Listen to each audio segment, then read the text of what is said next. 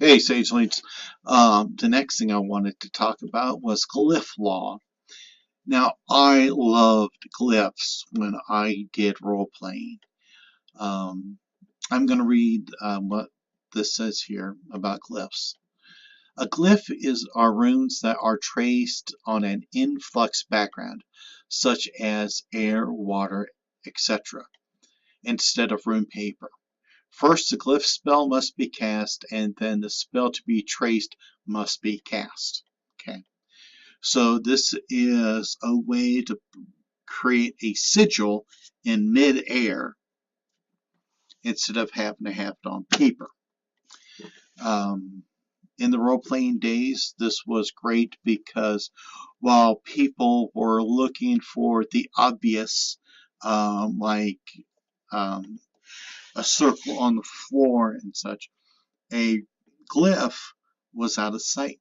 You couldn't see it because it was in the air or in the water.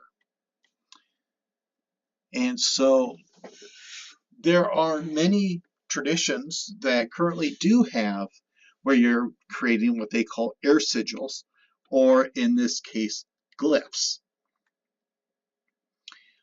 And so I just wanted to find out what everybody's experience is on working with air sigils or glyphs.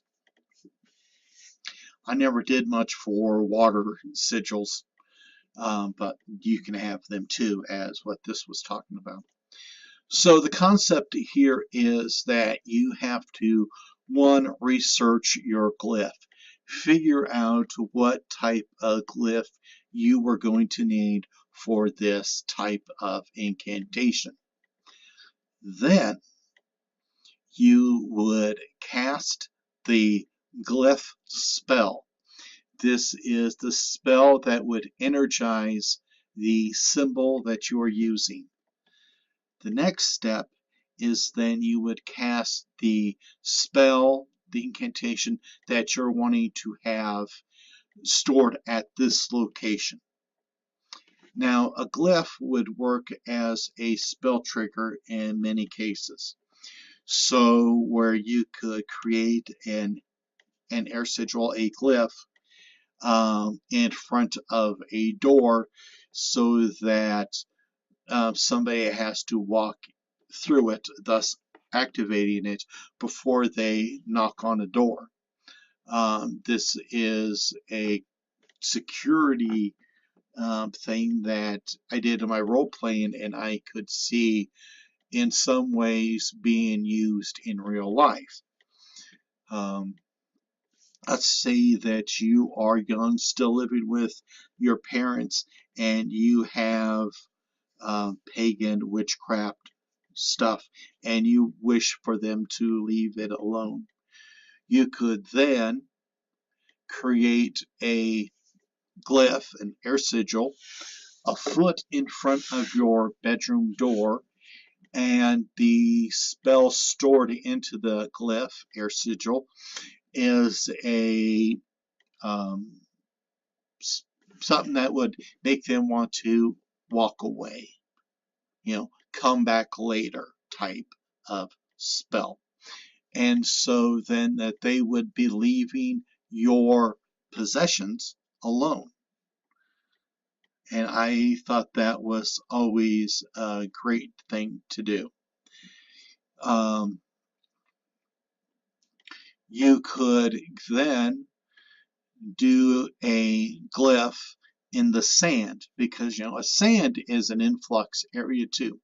So you would go to the beach and you could create a glyph into the sand, and then like especially if you live by the ocean, the waves would wash the sand away, but the glyph would still be there. And so then whatever the event is that triggers that glyph then activates. So you could have it, um, again, this could be like something to turn people away. So like you were on the beach and you are wanting to be left alone, you can create a glyph near like the steps coming to that sandy area, and so when they cross it, they'll just want to turn around. Then there is some more spells involved here. They have Decipher Glyph, and this is your ability to kind of figure out, get that vibe if there is a glyph in the area. So you can discover it, and as it's on here, number 7, you can barely read it, unglyph, which means to dismantle, to neutralize that. So this is something that I thought was very interesting. I kind of like the ideas of glyphs, and I am working on various incantations on how to do the charging glyph, to build the glyph and energize it to put stored spells into. So like I said, I would really love to hear your feedback. Any comments? Have you tried anything like this? So everybody take care. Be at peace.